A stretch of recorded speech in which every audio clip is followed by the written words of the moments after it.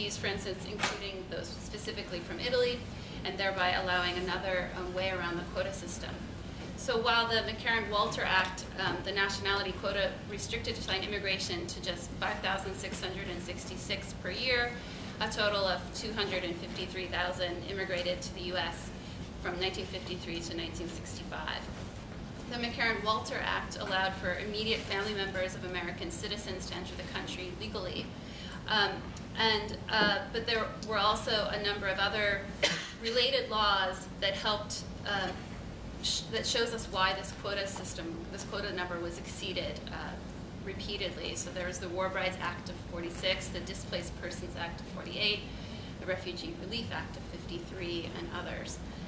So even considering the legal ways around the quota system, the 658,000 figure apparently doesn't account for the history of many who left Italy, including U.S. citizens raised from childhood in Italy and those who entered under different nations' quotas. Others who came to the U.S. through secondary or tertiary migration routes are also not necessarily captured in this 658,000 number. There are cases of individuals migrating first to places with less restrictive laws, like Australia and Argentina, and then later entering to the U.S. through those countries. And it still remains relatively unclear if the demographic figures reflect these other kinds of migration systems. With the 1965 amendment of the Immigration and Nationality Act, Italian immigration patterns drastically changed.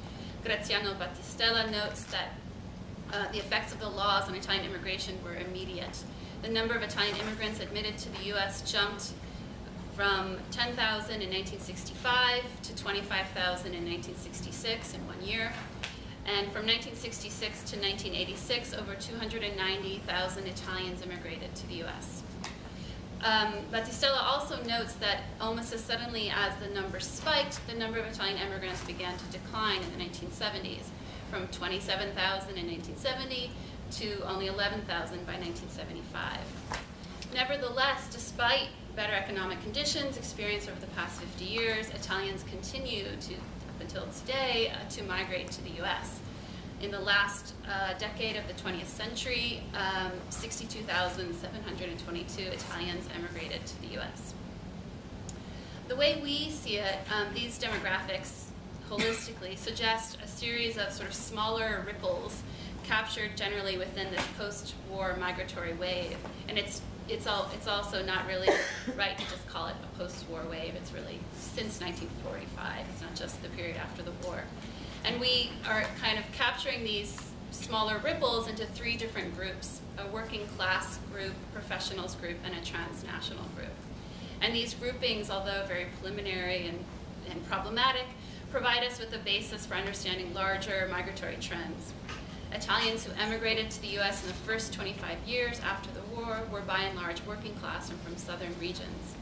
As working class immigration continued, a discernible trend began roughly in 1970, with the socioeconomic makeup of Italian immigration shifting to those with more education, this so-called, or what we're calling professional migration.